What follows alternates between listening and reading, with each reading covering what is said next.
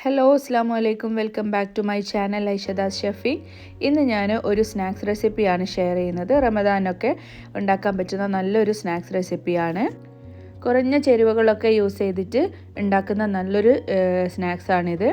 ഉള്ളി വഴറ്റി ഒന്നും ചെയ്യാതെ നമുക്ക് പെട്ടെന്ന് തന്നെ റെഡിയാക്കി എടുക്കാൻ പറ്റുന്ന നല്ലൊരു റെസിപ്പിയാണിത്. അപ്പോൾ നമുക്ക് റെസിപ്പിയിലോട്ട് പോവാം. ആദ്യം തന്നെ നമുക്ക് വേണ്ടത് ഉരുളക്കിഴങ്ങാണ്. ഞാനിവിടെ 3 മീഡിയം സൈസ് ഉരുളക്കിഴങ്ങാണ് എടുത്തത്. അത് നല്ലപോലെ ഉപ്പും കുരുമുളക് പൊടിയും ഇട്ടിട്ട് നല്ലപോലെ ഒന്ന് വേവിച്ചെടുക്കാം. കൂടുതലായിട്ട് വെന്ത് പോകരുത്. ഒരു 80% ഒക്കെ വെന്ത് ഇട്ടാൽ മതി. മറ്റേത് കൂടുതൽ വെന്ത് പോയി കഴിഞ്ഞാൽ ഇത് നമുക്ക് കറക്റ്റായിട്ട് ബോൾ പിടിക്കാൻ കഴിയില്ല. അതുകൊണ്ട് ഒരു 80% വേവിച്ചെടുത്താൽ മതി. ഇനി ഇതിലേക്ക് 1/4 കപ്പ് ക്യാരറ്റ് ചേർത്ത് കൊടുക്കുക, 1/4 cup capsicum, 1 cup chicken shred ചെയ്തത് ചേർത്ത് കൊടുക്കുക. ഉപ്പും കുരുമുളകും മാത്രം ഇട്ടിട്ട് വേവിച്ച് ഷ്രെഡ് ചെയ്തെടുത്തതാണ്. ഇനി ഇതിലേക്ക് 1/4 ടീസ്പൂൺ കുരുമുളക് പൊടി പൊടിച്ചത് ചേർത്ത് കൊടുക്കുക. പിന്നെ 4 ടീസ്പൂൺ കോൺഫ്ലവർ. ഇത് വേണമെങ്കിൽ യൂസ് ചെയ്താൽ മതി. നല്ലപോലെ സ്റ്റിക്കായിട്ട് കിട്ടാൻ വേണ്ടിയിട്ടാണ് ഈ ഒരു കോൺഫ്ലവർ യൂസ് ചെയ്യുന്നത്. അത് ഇല്ലെങ്കിലും നിർബന്ധമില്ല. കുറച്ച് ഹാർഡായിട്ട് ബോൾ പിടിക്കുന്ന സമയത്ത് കുറച്ചൊരു ഹാർഡ്നെസ് കിട്ടാൻ വേണ്ടിയിട്ടാണ് അത് ചേർത്ത് കൊടുക്കുന്നത്.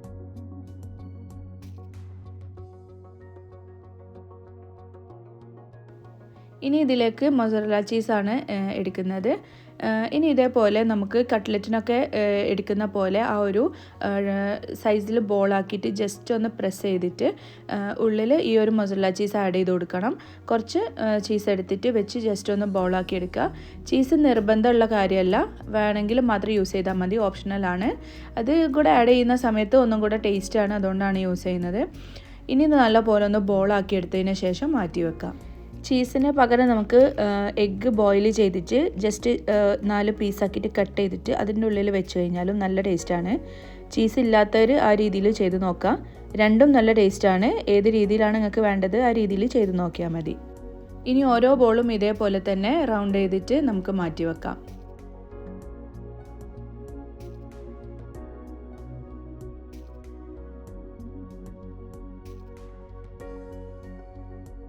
ഇനി അടുത്തത് സമോസ ഷീറ്റ് ഇതേപോലെ കനം കുറഞ്ഞ് നല്ല തിന്നായിട്ട് കട്ട് ചെയ്തിട്ട് എടുക്കുക. കട്ടി കൂടി പോവരുത്, നല്ല നൈസായിട്ട് തന്നെ കട്ട് ചെയ്തെടുക്കണം. ഇനി ഓരോ ബോളും ഇതേപോലെ കോഴിമുട്ടയിലൊന്ന് മുക്കി ഈ ഒരു ഷീറ്റിലൊന്ന് കോട്ട് ചെയ്തെടുക്കുക. നല്ല പോലെ തന്നെ പ്രസ് ചെയ്തിട്ട് വേണം ഇതൊന്ന് കോട്ട് ചെയ്തെടുക്കാൻ, ഇല്ലെങ്കിൽ അത് ഇങ്ങോട്ട് കറക്റ്റായിട്ട് ഒട്ടി കിട്ടില്ലല്ലോ.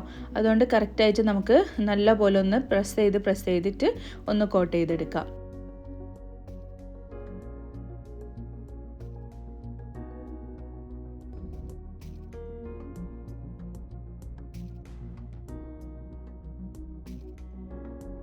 ഇനി ഇത് നല്ല ചൂടായിട്ടുള്ള സൺഫ്ലവർ ഓയിൽ ഇട്ടിട്ട് ഒന്ന് ഫ്രൈ ചെയ്തെടുക്കുക.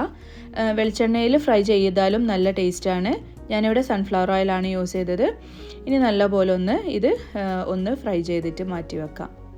ഹൈ ടു മീഡിയം ഫ്ലെയിമിൽ ഇട്ടിട്ട് വേണം ഇത് ഫ്രൈ ചെയ്തെടുക്കാൻ.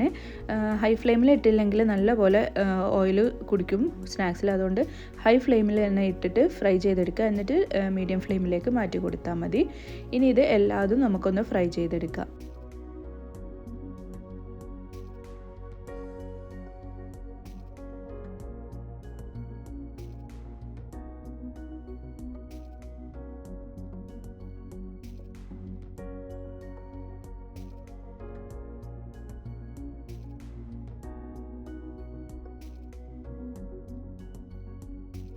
അപ്പോൾ ഇത്രയേ ഉള്ളൂ.